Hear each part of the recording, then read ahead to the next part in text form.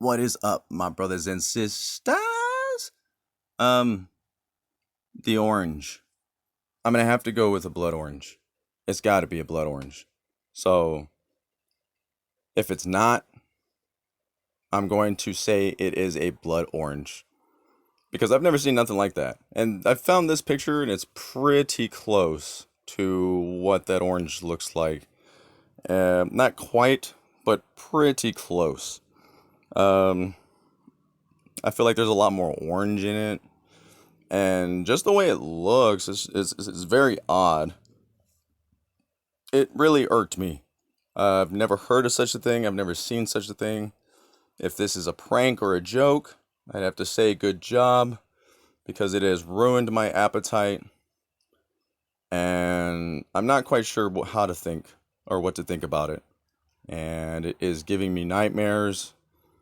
After the event happened, I curled into the fetal position for several hours and shook uncontrollably. I could not sleep, so I'm quite tired. And yeah, just for clarity of mind though, for my mind and my sake, I'm going to say and agree that it is a blood orange. Enough of that. Let's move on. So, hold on. First, let me show you the earthquakes right here. Quaking and baking. I just named it that because I thought it was silly. I don't know. I'm trying to name it things where I think people would look at it and that way, they'd be like, hey, you're talking about quaking and baking. Ha ha. I mean, I don't know. Maybe they'll click on it. But, I don't need people to look at this and I don't, I mean, it's none of my concern. It only concerns me. Anyone is welcome to look at these videos that I make because it is of warning. And for your information of what is happening here. But as you can see, this happens almost on a nightly basis. I've watched it for some time and I've slowly, gradually watched it get stronger.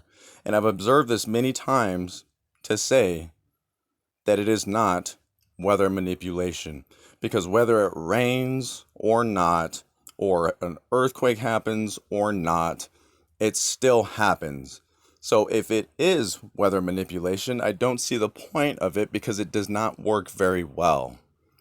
My conclusion here is that the earth cannot keep up with the pressure that's inside of it, so it has to be released. These booms that you can see occurring here are happening like 50 miles within the earth. So by the time the boom goes off, it is barely heard and it is very subtle. And basically what happens is what you see here is it's going, if that makes sense. It's like it has like gas or something and it's relieving that pressure. So, but Mother Earth cannot keep up with this pressure and a celestial body from the outside keeps approaching us during the night. So when this happens, it's almost like a tugboat pulling on a big ship. All the magma is being pulled to the surface and creating a steam. And when magma touches water, it creates an explosion. I don't know if you've ever worked in I don't know, maybe when you were younger or even now.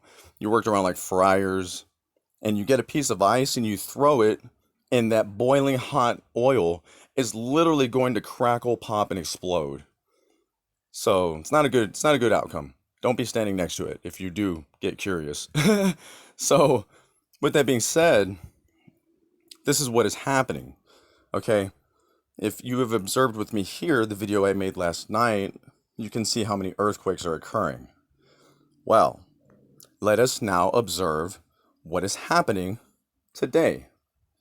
You can see that there is a number of earthquakes. If this is weather manipulation, it has not done much in the form of creating disastrous weather. Okay? So, but look at the earthquakes now. There's many more. They're starting to occur more in places that are unheard of having earthquakes. So, let's take a look at the fires. Let's see how many fires are, and I've been saying this for a while now, and you can see the smoke off in the distance. A lot of people didn't believe me. Now you're seeing it for yourself, and now they're talking about it on the news. So, there's a lot of pollution and smoke in the air. Even at low levels, this can be hazardous. You'll have a lot of symptoms like shortness of breath. You'll have a lot of extra phlegm for no reason. When I blow my nose every now and then just to try to get the phlegm and the sputum out of my throat and nasal cavity and lungs, every now and then there's like gray specks. This concerned me at one time. I was like, maybe I have cancer or something of that nature. I probably do, but not that bad yet. But who cares about that? Um, this is a buildup of particles in the air, okay? So when there's smoke in the air, I don't know if you've known anybody whose house is caught on fire or anything of that nature, but like, I've known a couple of people and, like, their house is caught on fire, okay? When, I'll give you an example. When the garage caught on fire, the smoke leaked into the rest of the house. Well, in that smoke, there's literally like dust and tiny particles. This creates like a soot, okay? This soot gets over everything. It's called soot damage in a house. Your house doesn't necessarily need to be all the way burnt down for it to receive a lot of damage. The soot itself gets over everything: the walls, the ceiling, the floor, the couch, the pictures. It is nasty stuff. But this just goes to show that there's like smoke is really like a dust, okay? And then even if it's not, like if you're smoking cigarettes, for instance, you're not, that's what the filter's for, okay? It catches the tar and all the dust, and that way you're only inhaling the smoke and the nicotine. And when you blow it out, but even when you blow it out, what the smoke does is it's going to grab all that dust in the air, okay? Like all the ash, all the dust that's already in the house, blah, blah, blah, right? So this accumulates in your lungs over time. So I've been showing symptoms lately, and I'm all the way in Texas. But you can see here that they're not telling you that there's fires everywhere. Not just Alberta, Canada, everywhere. Okay? So just be aware, acknowledge what is going on, take a good look around. You can notice this like in the sky. It's always cloudy for no reason. You can tell you're standing in it when you look off in the distance because it's hazy. You don't really realize it in the spot you're standing in at the moment or in your house or anything like that. But when you go outside, look off in the distance like it's some buildings or like some hills or something, and you'll be able to see it. That's how much you can tell is in the air. Sometimes there's a lot. Sometimes there's not that much. But it is there. Trust me. Go look. So take your precautions. This includes your animals, your children, you. Be cautious. Avoid as much exposure as possible because even a little bit, over time, this will accumulate. It'll give you shortness of breath. This can also get in your blood, cause toxicity. There's a lot of chemicals in it.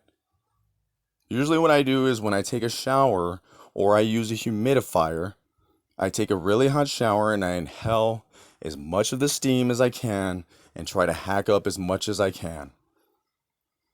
That's about all we can do besides avoid exposure, and we can't because it is everywhere. Just be aware. Blessings and strength.